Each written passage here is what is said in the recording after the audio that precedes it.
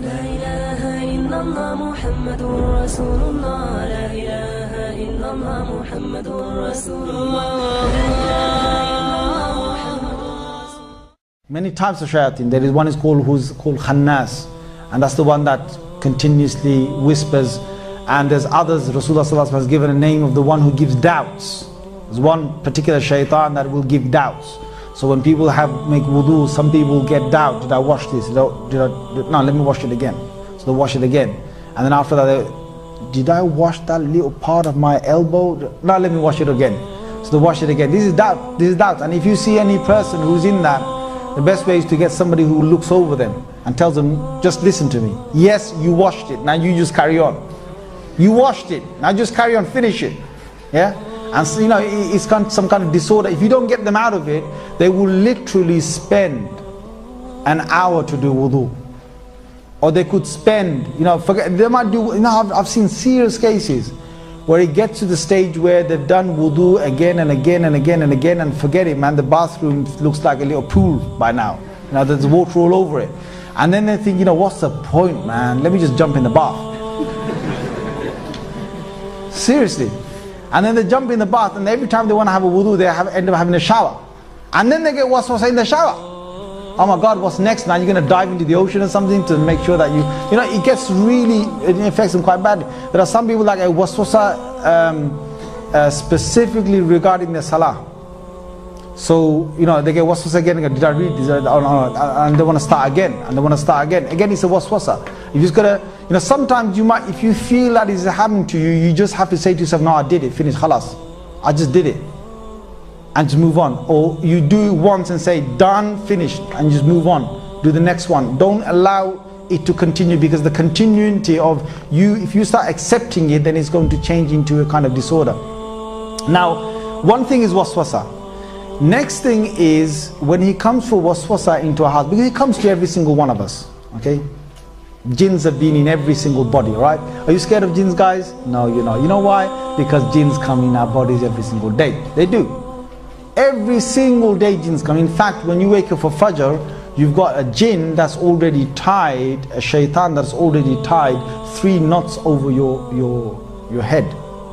Just over that part of your head, tied 3 knots. Every human being, especially the ones that want to wake up for Fajr. There's a specific group of shaitans that are just after making us miss Fajr Salah.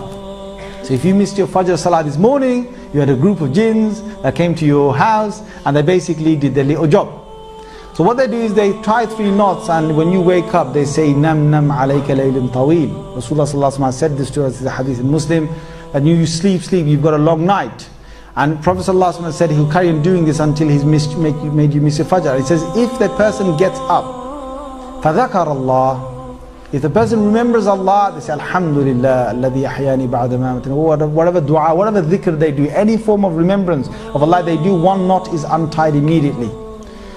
Next one is they basically go and perform wudu. If they perform wudu, another knot is untied immediately. One of the key things in the wudu that we do to try and get the influence of the shaitan away is to rinse the nose properly. Now a lot of people don't do this sunnah properly. When you rinse your nose, have you seen some people rinsing the nose with wudu? They just grab them and go. There's a bang there, nose 3 times with water. That's not rinsing your nose.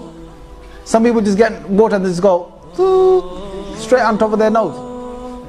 That's not rinsing your nose. It's in the inside. Okay, so some people, what they do, their rinsing of the nose is just basically grab some water and just stick it up in there, stick it up in there, that's it, they rinse their nose. And some other people, they want to basically, do the classical one, yeah? You better not watch, brothers. Yeah? And then release some explosion from their nose. Yeah? Be careful, brothers. There's other brothers doing wudu, yeah? Make sure he doesn't fall over him, he's got his clothes over there as well. I don't like, you're just trying to do wudu in the wudu area, right?